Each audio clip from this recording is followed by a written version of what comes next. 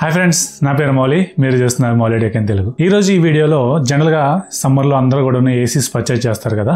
So ACs కోసం మనకి సపరేట్గా స్టెబిలైజర్ అనేది పర్చేజ్ చేయాలా లేదా అనేది డీటెయిల్గా ఈ వీడియోలో మనం చూసుకుందాం. యాక్చువల్లీ ఈ వీడియో చాలా తొందరగానే చేయాల్సి ఉంది, బట్ నాకు కొంచెం హెల్త్ ఇష్యూస్ రావడం వల్ల నేను ఈ వీడియోస్ అనేవి లేదంటే ఎల్జీ ఏసీస్ గురించి లేదంటే ఎల్జీ కూలింగ్ టెస్ట్ ఇట్లాంటివన్నీ చాలా వీడియోస్ అయితే పెండింగ్లో ఉన్నాయి. అవన్నీ కూడా మన ఛానల్లో తొందరలోనే వస్తున్నాయి. సో ఈరోజు ఈ వీడియోలో డెడికేటెడ్గా మనకి ఏదైనా ఏసీ కొనేటప్పుడు ఏసీ వాళ్ళు ఏం చెప్తారంటే ఇది స్టెబిలైజర్ ఫ్రీ ఆపరేషన్ అని చెప్తారు కదా. సో ఇందులో మనకి స్టెబిలైజర్ అనేది యాక్చువల్లీ యూజ్ చేయాలా లేదా అనేది డీటెయిల్డ్గా ఈ వీడియోలో మనం డిస్కస్ చేద్దాం. మీరు కనుక ఫస్ట్ టైం మన ఛానల్ చూస్తున్నట్లయితే సబ్స్క్రైబ్ చేయండి. అలాగే నేను చేస్తున్న వీడియోస్ కనుక మీకు నచ్చినట్లయితే మీ ఫ్రెండ్స్ అండ్ ఫ్యామిలీ మెంబర్స్లో షేర్ చేయండి. మీరు కనుక ఆన్లైన్లో షాపింగ్ చేసే అలవాటు కనుక ఉన్నట్లయితే మన టెలిగ్రామ్ ఛానల్లో మనకి లూట్ డీల్స్ అనేవి ఎప్పటికప్పుడు పోస్ట్ చేయడం జరుగుతుంటుంది. రీసెంట్గా మనం చూసినట్లయితే చాలా వరకు హెడ్ ఫోన్స్ కానీ లేదంటే చాలా వరకు మొబైల్స్ కానీ లూట్ డీల్స్లోని చాలా మంది కూడా యాక్సెస్ చేయడం జరిగింది. ఇందులో మనకి ఏంటంటే ఎప్పటికప్పుడు కూడాను అమెజాన్లో కానీ ఫ్లిప్కార్ట్లో కానీ లేదంటే మింత్రాలో కానీ ఏజియోలో కానీ ఇలా ఈచ్ అండ్ ఎవ్రీ సైట్లో కూడాను మనకి ఎప్పటికప్పుడు లూట్ డీల్స్ అన్ని కూడాను కలెక్ట్ చేసి మీ అందరికీ కూడా వెంటనే పోస్ట్ చేయడం అయితే జరుగుతుంది.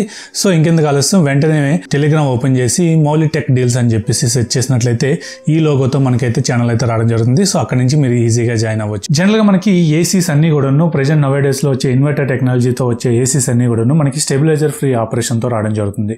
సో రూరల్ ఏరియాస్ లో ఉన్నా లేదంటే ఏదైనా రిమోట్ లొకేటెడ్ ఏరియాస్ లో ఉండేటప్పుడు మీకు ఏంటంటే పవర్ ఫ్లక్చుయేషన్స్ అనేవి చాలా ఎక్కువగా వస్తాయని చెప్పుకోవచ్చు. ఎందుకంటే అక్కడ ఉండే పవర్ సోర్సెస్ బట్టి మనకి ఏంటంటే ఫ్లక్చుయేషన్స్ అనేవి ఎక్కువగా ఉంటాయి. ఇక్కడ ఏసీస్ లో మనం చూసుకున్నట్లయితే మనకి కొన్ని కంపెనీస్ కొన్ని విధంగా మనకు మెన్షన్ చేయడం జరుగుతుంది. ఎల్జీలో కనుక చూసుకున్నట్లయితే ఇది 120 వోల్టేజ్ నుంచి 290 వోల్టేజ్ వరకు కూడా మనకి ఇది వర్క్ అవుతుందని చెప్పేసి వీళ్ళు మెన్షన్ చేయడం జరుగుతున్నారు. సో ఇక్కడ ఏమవుతుందంటే మనకి ఈ వోల్టేజ్ కంటే తక్కువ వచ్చినా లేదంటే ఈ వోల్టేజ్ కంటే ఎక్కువ వచ్చినా సరే మనకి ఏసీస్ అనేవి డ్యామేజ్ అయ్యే అవకాశం ఉంటుంది. మెయిన్గా మనం చెప్పుకున్నట్లయితే ఏసీస్ లో పీసీబీ అని ఉంటుంది. సో ఈ పీసీబీ ఏదైనా సరే మనకి డ్యామేజ్ అయింది లేదంటే ఎలక్ట్రికల్గా మనకి ఏదైనా ఫ్లక్చుయేషన్స్ రావడం వల్ల మనకి ఏదైనా డ్యామేజ్ అయింది అనుకున్నట్లయితే మనకి ఇది వారంటీలో కూడా కొన్నిసార్లు అయితే క్లెయిమ్ అవ్వదనే చెప్పుకోవచ్చు.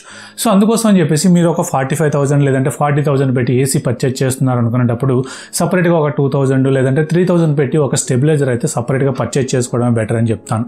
స్టెబిలైజర్స్ వచ్చేసరికి మనకి ఇందులో మనకి 120 వోల్టేజ్ నుంచి 270 వోల్టేజ్ వరకు కూడా వర్క్ అవడం జరుగుతాయి. సో ఈ 170 వోల్టేజ్ కంటే తక్కువ పవర్ ఎప్పుడైనా వచ్చింది అనుకున్నట్లయితే ఆటోమేటిక్గా మనకి పవర్ అనేది అది ఆటోమేటిక్గా కట్ ఆఫ్ చేయడం జరుగుతుంది.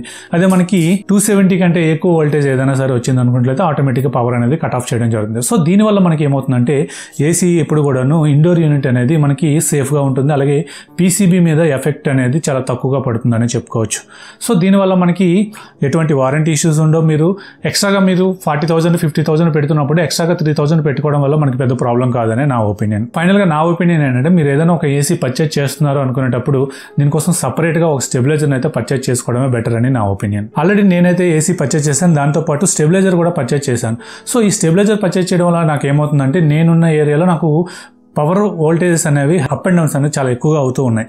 సో నేను ప్రీవియస్గా చెక్ చేసుకుంటే నాకు ఎటువంటివి ప్రాబ్లం కూడా లేదు. బట్ నేను ఎప్పుడైతే స్టెబిలైజర్ పెట్టుకున్నప్పుడు అంటే మనకి పీక్ టైం అని ఉంటుంది, పవర్ పీక్ టైం అంటే చాలా మంది ఎక్కువగా యూజ్ చేస్తున్న టైంలో మనకి లో వోల్టేజెస్ వస్తుంటాయి, లేదంటే ఎవరు యూజ్ చేయని టైంలో మనకి వోల్టేజెస్ అనేవి ఎక్కువగా వస్తుంటాయి.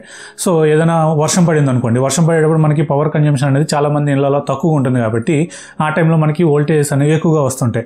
అదే మనకి పీక్ టైం సమ్మర్ టైంలో మధ్యాహ్నం కానీ లేదంటే మిడ్ నైట్ టైంలో కానీ మనకి ఏసీస్ కానీ మిగతా పవర్ సోర్సెస్ అనేవి చాలా ఎక్కువగా యూజ్ అవుతుంటాయి కాబట్టి మనకి ఆ టైంలో వోల్టేజ్ అనేది తక్కువగా వస్తూ ఉంటుంది. సో ఇట్లాంటి టైంలో నేను చాలాసార్లు అబ్జర్వ్ చేసింది ఏంటంటే ఈ వోల్టేజెస్ పెరిగినా లేదంటే వోల్టేజెస్ తగ్గినా నాకు స్టెబిలైజర్ అనేది ఆటో కట్ ఆఫ్ అనేది చేయడం జరుగుతుంది. సో దీనివల్ల ఏసీ అయితే మనకి స్టాప్ అవడం జరుగుతుంది, ఏసీకి వచ్చే పవర్ కూడా స్టాప్ అవడం జరుగుతుంది కాబట్టి మనకి ఎటువంటి ఇష్యూ అయితే లేదని చెప్పుకోవచ్చు. సో నేను స్టార్టింగ్ ఏమనుకున్నానంటే ఈ స్టెబిలైజర్లో ఏమైనా ప్రాబ్లం ఉందా ఏంటి, ఇది ఎందుకు ఫ్రీక్వెంట్గా ఇలా ఆగుతుందని చెప్పేసి కస్టమర్ కేర్కి అయితే కాల్ చేయడం జరిగింది. వాళ్ళ టెక్నీషియన్ అయితే పంపించి వాళ్ళ దగ్గర ఉన్న మానిటర్తో చెక్ చేశాక మన ఇంట్లో అయితే పవర్ ఫ్లక్చుయేషన్స్ అయితే చాలా ఉన్నాయని చెప్పేసి చెప్పుకోవచ్చు. వాళ్ళు ఉన్నప్పుడే నేను చాలా వోల్టేజ్ లో వచ్చింది, అలాగే వోల్టేజ్ చాలా వరకు కూడా హై వచ్చిందని చెప్పుకోవచ్చు. సో అందుకోసం చెప్పేసి ఏసీ ఏదైనా పర్చేజ్ చేసినట్లయితే దానికి సపరేట్గా స్టెబిలైజర్ అనేది పర్చేజ్ చేయడం బెటర్ అని నా ఒపీనియన్. సో ఇది ఈ వీడియో మీకు నచ్చింది అనుకుంటున్నాను. నచ్చినట్లయితే లైక్ చేయండి, షేర్ చేయండి. అలాగే మన ఛానల్ ఇంకెవరైనా సబ్స్క్రైబ్ చేయకుండా చూస్తున్నట్లయితే సబ్స్క్రైబ్ చేయండి. Thank you. This is Mouli signing off.